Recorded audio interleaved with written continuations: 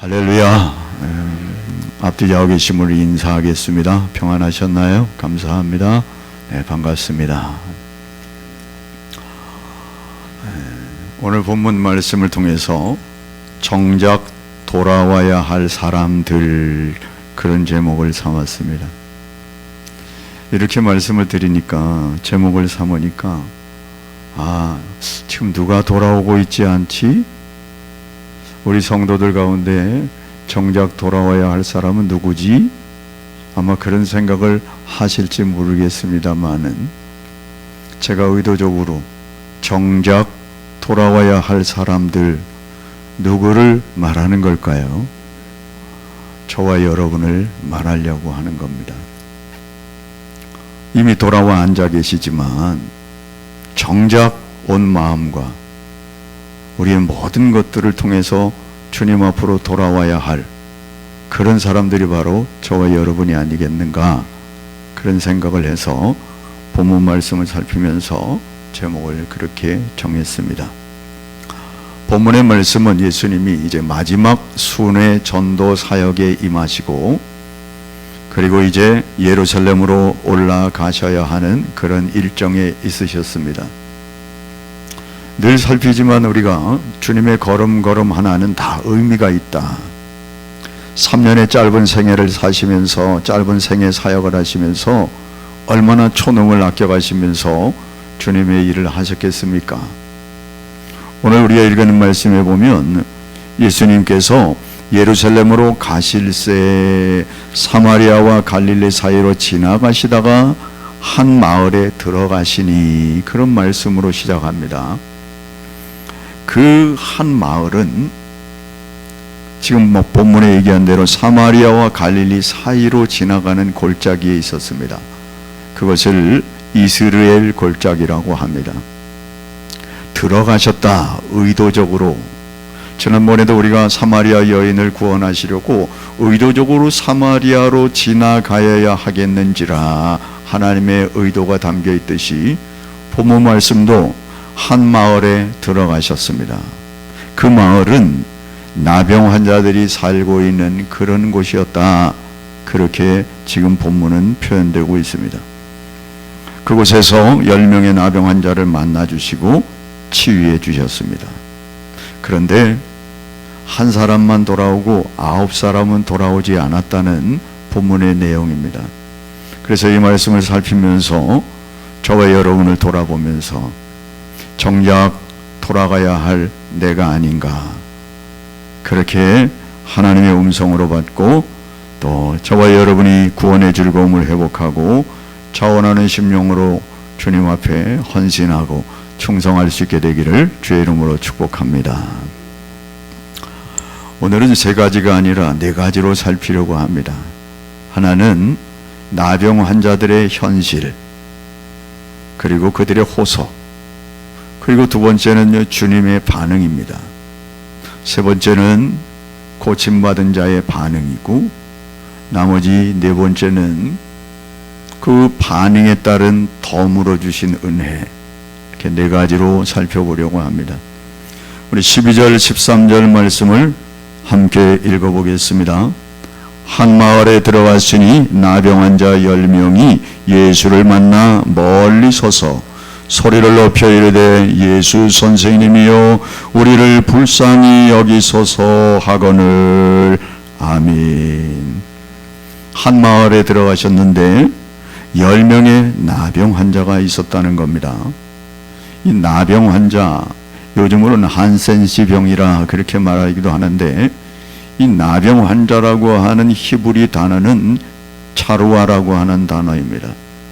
이 차루아라고 하는 단어의 의미는 뭔가? 매, 징계, 그런 뜻을 담고 있습니다.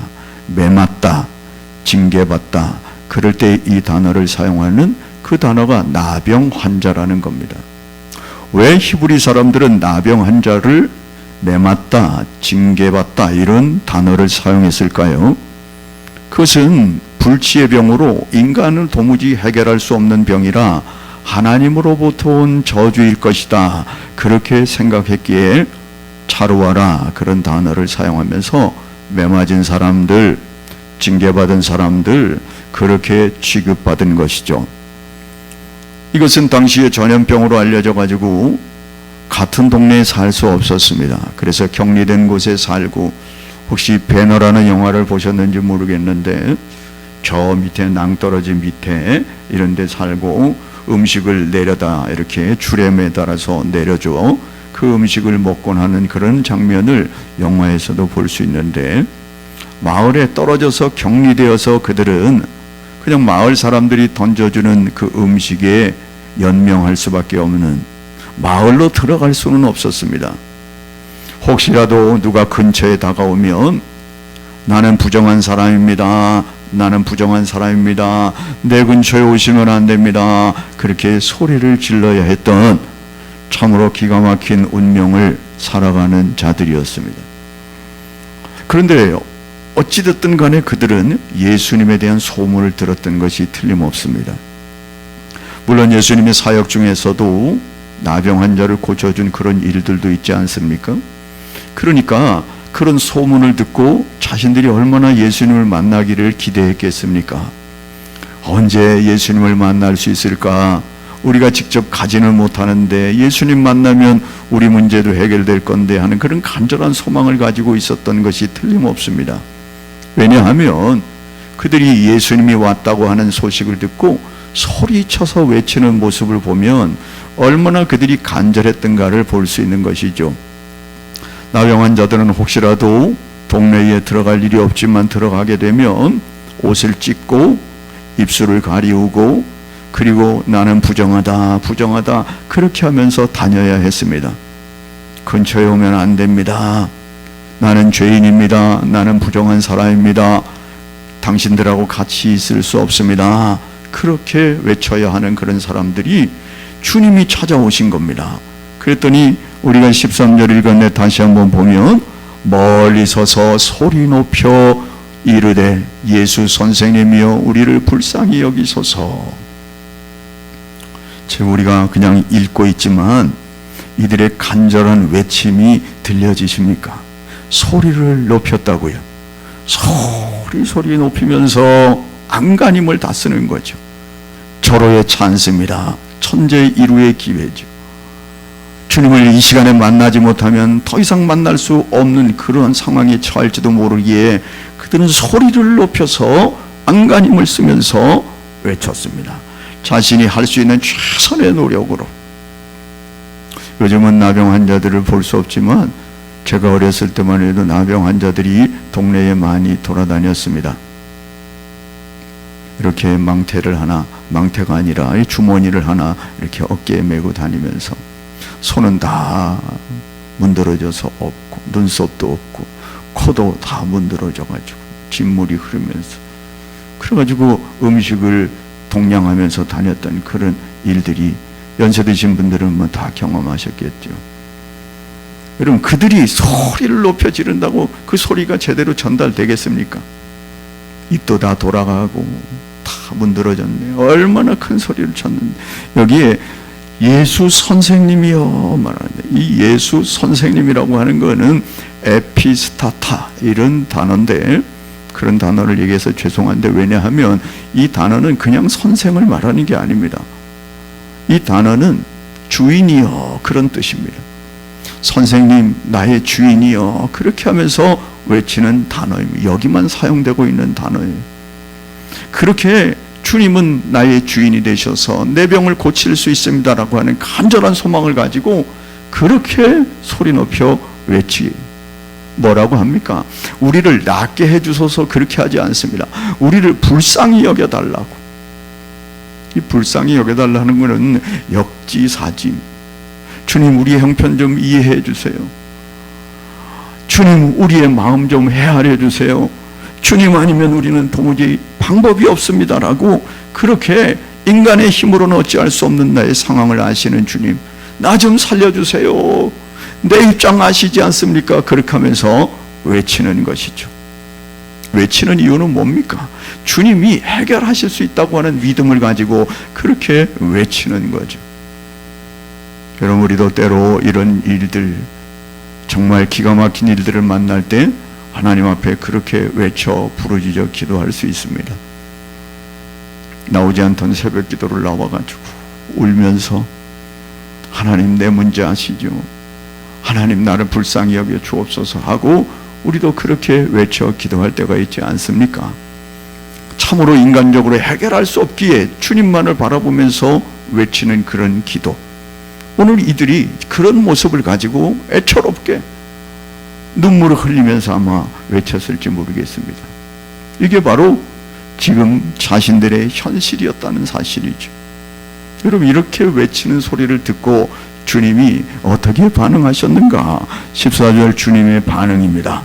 14절 상반절에 보시고 이르시되 가서 제사장들에게 너희 몸을 보이라 하셨더니 아멘. 즉각적으로 반응하셨어요. 혈루증이 앓던 여인이 주님 앞으로 다가오고 있을 때 사람들이 막 밀고 당기고 했지 않았습니까? 그래 주스러 보인 여인에게 찾아와서 주님 앞에 이야기할 때 모른 척했던 일이 있습니다. 나중에 그의 믿음을 끌어내시고 그리고 그에게 은혜를 베푸셨던 주님, 여기는 즉각적으로 반응하시는 모습을 보여줍니다. 왜요? 의도적으로 들어가셨지 않습니까? 보시고 이르시되 가서 제사장들에게 너희 몸을 보이라. 가까이 가서 만지지도 않으시고 멀리 서서 그들이 부르짖는데 그냥 말씀으로만 제사장에 가서 너희들의 몸을 보이라 이렇게 말씀하신 거죠. 이 말씀은 주님은 어떤 특정한 방법만을 가지고 고치시지 않는 것을 말씀해요. 말씀 한마디로 얼마든지 낫게 하실 수 있는 분이라는 것을 지금 보여주는 거죠. 신적 권위를 가지고 우리를 창조하신 그분의 권위를 가지고 말씀 한마디로 얼마든지 멀리 있어도 고칠 수 있다고 하는 사실을 보여줍니다. 너희 몸이 깨끗해졌느니라 말하지 않고 제사장들에게 너희 몸을 보이라. 여러분, 이렇게 말할 수 있는 이유가 뭡니까? 너희들은 제사장에게 보여서 몸이 완쾌된 것을 드러내라. 여기 보이라 그 말은 내놓고 보여주어라 그런 뜻입니다. 아니, 나병을 가지고 어떻게 제사장에게 보여줍니까? 가지도 못하는데. 근데 주님이 그렇게 말씀하시는 것은 이미 완쾌되었음을 선언하는 내용을 담고 있는 거 아니겠습니까? 너희들 가다가 몸이 깨끗해질 거니까 제사장에게 보이기만 하라, 그렇게 말씀하는 겁니다. 여러분, 그런데 놀라운 것은 이런 나병 상태에 있는 자들이 그 말씀을 받고 간다는 겁니다. 아니, 주님 우리를 깨끗하게 해주셔야 가지 않습니까? 이렇게 이유가 없어요. 가서 제사장들에게 몸을 보이라 하셨더니 그들이 가다가, 그렇게 표현되고 있습니다. 14절 후반절에 그들이 가다가 깨끗함을 받았다. 그들이 가다가, 아니 자기 몸에는 아무런 변화가 없는데 주님이 제사장의 몸을 보이라고 하니까 그 말씀을 받고 가다가, 그 말씀을 하였더니 그 말씀에 그대로 순종했더니라고 하는 말씀을 보여주는 거죠. 여러분, 마치 베드로가 생각나지 않습니까? 밤새도록 그물을 던졌지만 잡은 것이 없었지만 주님이 깊은 데로 가서 그물을 내리라 말씀했을 때 밤새도록 얻은 것이 없지만은 내가 말씀에 의지하여 그물을 내리리이다. 그리고 그물을 내렸더니 2배에 가득 차도록 고기를 잡았던 말씀에 의지하여 그들이 가다가, 뿐만 아니라 아브라함의 모습도 생각나지 않습니까? 로마서 4장 18절 말씀에 아브라함이 바랄 수 없는 중에 바라고 믿었으니, 할렐루야. 바랄 수 없는 상황입니다. 어찌 이 질질 흐르는 진물을 가지고, 이 상태를 가지고 어떻게 제사장에게 갈 수 있겠습니까? 그러나 그들은 말씀하였더니 그 말씀대로 가다가 깨끗함을 받는 기적을 만나게 된 거죠. 그렇습니다. 예수를 믿는 모든 사람들을 주님은 말씀으로 이 시간도 고쳐주시는 줄로 믿습니다. 어떤 부정하고 어떤 낙인이 찍혔다 할지라도 예수님의 관심과 사랑을 얼마든지 그들을 치료해 줄 수 있음을 보여주는 것이죠.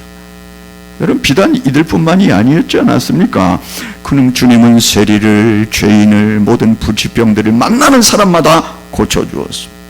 이방인들의 기도를 들어주셨습니다. 당시 이 같은 행동은 바리새인과 유대인들에게는 참으로 있을 수 없는 파격적인 일들이었습니다. 왜 주님이 이렇게 하신 겁니까? 누가복음 19장 10절 말씀이 해답입니다. 인자가 온 것은 잃어버린 자를 찾아 구원하려 함이라. 아멘. 이것 때문에 곳곳에 찾아다니면서 비록 나병 환자로 불치병으로 인생을 마감해야 할 그들이지만 일부러 찾아가셔서 그를 고쳐주시는 주님의 모습, 여러분, 그 모습이 저와 여러분이 아니겠습니까? 낮고 소외된 참으로 보잘것없는 저와 여러분을 찾아오셔서 저와 여러분을 치료해 주시고 구원해 주신 주님의 모습이 아니겠습니까? 여러분, 그리고 그 고침받은 자의 반응을 보려고 합니다. 15절 말씀 읽어보겠습니다. 그 중에 한 사람이 자기가 나은 것을 보고 큰 소리로 하나님께 영광을 돌리며 돌아와. 아멘. 자기가 나은 것을 보았다. 이 나은 것이라고 하는 것도 치료되다라고 하는 그런 단어 아니겠습니까? 그런데 이 단어는 우리 성경에는 잘 나타나지 않지만 이 단어는 하나님의 역사로 이루어진 치료, 그럴 때 쓰는 단어를 사용합니다. 그래서 구약의 예언이 지금 성취되었다는 것을 보여주는 치료를 말한다는 겁니다. 하나님께서 나를 구약에 약속하신 그 말씀 그대로 오늘 나에게 이루어졌다, 그런 것을 지금 자기가 표현하고 있습니다. 그 중에 한 사람이 자기가 나은 것을 보고 어떻게 했다고요? 큰 소리로. 우린 크다, 메가커피, 메가, 이런 요새는 커피도 굉장히 크게 먹더군요. 조그만 한 잔이 그러면 옛날이에요. 요즘은 식사하고 나서 이만한 잔에다가 웬 거기 얼음을 둥둥 타가지고 말이 겨울에도 메가커피, 큰 커피, 큰 소리로, 메가급의 소리로 하나님께 영광을 돌렸습니다. 나를 불쌍히 여겨달라고 소리치던 그 소리로, 그 큰 소리로 하나님 앞에 크게 영광을 돌리고 어떻게 했다고요? 돌아왔다고. 자신에게 이루어진 이 놀라운 사건에 하나님께 영광을 돌리고 돌아왔다고요. 여러분, 그런데 10명의 나병 환자 모두가 깨끗함을 받았지만, 그런데 본절에 보니까 그 중에 하나가, 이거는 나병 환자 9명은 고침을 받지 못했다 그런 뜻이 아니라 이 한 명을 강조하기 위하여 단 한 명의 나병 환자만이 주님께로 돌아왔다, 그것을 강조하는 거예요. 단 한 사람만이 내가 치료받은 배후에는 하나님의 능력이 있고 그 하나님의 능력이 예수 그리스도를 통하여 나에게 임했다고 하는 사실을 감사하면서 먼저 하나님께 영광을 돌리고, 내가 이대로 갈 수 없어, 주님께로 돌아와 감사했다고요. 16절 말씀을 봅니다. 예수의 발 아래 엎드려 감사하니 그는 사마리아 사람이라. 여러분, 여기에 예수님 발 아래 엎드려 돌아와 감사한 사람이 누구라고요? 사마리아 사람이라. 그 말은 다른 9은 사마리아 사람이 아니라고 하는 것을 의미하는 거죠. 사마리아 사람 누구입니까? 우리가 잘 알듯이 지난번 사마리아 여인 이야기할 때도 그 말씀을 드렸지만, BC 722년에 아수르에 의해서 이 북쪽 이스라엘이 점령당하고 다 피짐의 민족이 되었습니다. 그래서 이 아수르 정책이 이 혼혈 족적으로 만들어서 단일성을 없애버리는 것이었습니다. 그래서 다른 나라에 잡은 포로들을 여기 사마리아에 갖다 놓고 이스라엘 백성들과 섞여 살도록 해서 시간이 지남으로 이 사마리아에는 혼혈 민족들이 살게 되었습니다. 여러분, 그러니까 이 유대인들은 이들을 이방인을 취급하면서 상종하지 못할 사람들로 여겼습니다. 멸시 천대의 대상이었습니다. 그런데 그 사마리아인이 돌아왔다는 겁니다. 여러분, 이 사건은 우리들에게 큰 충격을 주는 거 아니겠습니까? 왜요? 나머지 9명이 누구라고? 유대인들이라고. 유대인이 누굽니까? 하나님의 율법을 먼저 받은 사람들입니다. 선민이라고 자처하는 사람들입니다. 하나님을 안다고 말하는 사람들입니다. 그러면 그들이 먼저 하나님께로, 주님께로 돌아왔어야 했지만 그들은 온데간데 없고 단 한 사람, 자기가 낳은 것을 보고 돌아왔는데 그 사람이 바로 사마리아인이라고 말합니다. 여기 엎드려 감사했다, 이 엎드렸다 그 말은 우리가 아는 대로 그 얼굴을 땅에 엎드리는 걸 말합니다. 땅에 엎드려서 자신의 최대의 경의를 표하는 것이 바로 땅에 엎드리는 겁니다. 여러분, 세배할 때 어떻게 하죠? 땅에 엎드리잖아요. 보통 인사와 다릅니다. 부모님께 최대의 경의를 표하면서 세배하는 거죠. 우리 하진이가 세배하라 그랬더니 할아버지, 왕할아버지한테가 세배하는데 세배라더니 픽 한 바퀴 돌대요. 너무 부끄러워서 그랬다고 그래요. 그래서 자기 아빠랑 같이 엎드려서 세배하는 것을 가르쳤더니 한 바퀴 픽 돌아요. 또 제사 기도하고 많이 엎드려져라. 엎드린다는 건 주님 앞에 자신의 최대의 경의를 표하면서 그렇게 경배하는 것을 말합니다. 그럼 감사한다 이 말도요, 원의 의미는 성찬식 때 살해하고 주님이 성만찬 때 살해하는 그 단어를 쓰는 거예요. 하나님께 감사하는 표현을 지금 그렇게 쓰고 있죠. 주님은 메시아 되십니다, 나의 주인 되십니다라고 하는 그 감사를 마음에 담아서 엎드려서 경배하는 거죠. 여러분, 그럴 때 주님이 그래 왔니? 그래 알았다 하고 그렇게 하지 않았습니다. 어떻게 하는가? 17절 말씀이 너무 중요합니다. 17절 말씀을 읽어봅니다. 예수께서 대답하여 이르시되 10사람이 다 깨끗함을 받지 아니하였느냐? 그 9은 어디 있느냐? 여러분, 이 말씀은 주님이 기다렸다는 것을 말하지 않는 겁니다. 그렇지 않습니까? 주님은 그들이 가다가 고침받고 돌아올 것을 기대했다는 것을 보여주는 거죠. 어찌하여 너 혼자만 왔느냐? 9은 어디 갔느냐? 그렇게 불쌍히 여겨달라고 하나님 앞에 매달려 울부짖며 기도하여 낫게 된 이후에 그들은 어디 갔느냐? 아니, 다시 돌아와서 감사하는 것이 마땅하지 아니하느냐? 그것이 주님의 의도적인 지금 질문이 아니겠습니까? 여러분, 근데 여기에 우리 성경에 나타나지 않지만 그러나라고 하는 단어가 있어요. 10사람이 다 깨끗함을 받지 아니하였느냐? 그러나 그 9은 어디 있느냐? 이런 말씀이에요. 하나님의 은혜를 받았으면 은혜 받은 자답게 돌아와서 하나님 앞에 감사하고 영광을 돌려야 하지 않겠느냐? 마땅한 거 아니겠느냐? 주님의 섭섭한 심정을 담고 있는 내용이 아니겠습니까? 뭐 주님이 바라고 한 것은 아니겠지만 이 사마리아인이, 아니 심지어 유대인이 아닌 이 이방인 사마리아인이 돌아와서 엎드리는 이 모습을 보면서 18절에 이렇게 말씀해요. 이 이방인 외에는 하나님께 영광을 돌리러 돌아온 자가 없느냐? 사마리아인이라고 표현하면서 굳이 이방인이라고 또 말씀하시는 이유는 뭡니까? 유대인들과 완전히 대조를 이루시려고. 여러분, 이 말은 깊은 의미가 있지 않겠습니까? 많은 사람들이 예수님을 만날 것을, 예수님의 은혜를 받을 것을 표현하지만 그러나 결과적으로는 소수만 하나님께로 돌아올 것이라고 하는 오병이어의 기적으로 수만 명이 떡을 먹었습니다.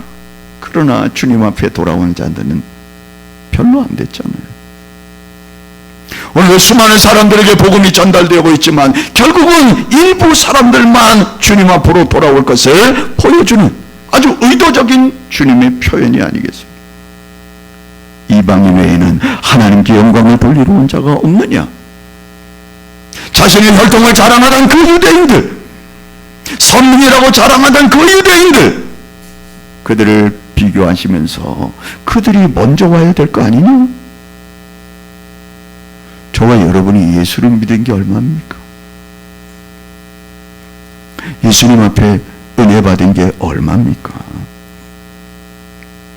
그렇다면 저와 여러분이 그분 앞에 먼저 엎드려야 되는 거 아니겠는가? 주님의 안타까운 음성이 들려지고 있죠. 그리고 주님은 거기에서 그치지 않습니다. 덤으로 그에게 은혜를 베푸시는 모습을 보여주죠. 19절 말씀 읽어봅니다. 그에게 이르시되 일어나 가라, 내 믿음이 너를 구원하였느니라 하시더라. 아멘. 예수님은 이 말씀은 여러 군데서 사용하셨어요. 예를 들어서 12의 혈루증을 앓는 여인에게 내 믿음이 너를 구원하였느니라, 바디메오에게 내 믿음이 너를 구원하였느니라, 이렇게 말씀하신 적이 있는데, 이 말씀과 이 말씀은 굉장한 차이가 있습니다. 바디메오나 12의 혈루증을 앓던 여인에게 구원되었다, 그 말은 내 질병에서 고침받았다, 그런 의미가 훨씬 큽니다. 그런데 여기는 이미 고침을 받고 온 거잖아요. 고침의 의미의 구원이 아니라 영적인 구원을 덤으로 말씀하는 것이 분명하다는 거죠.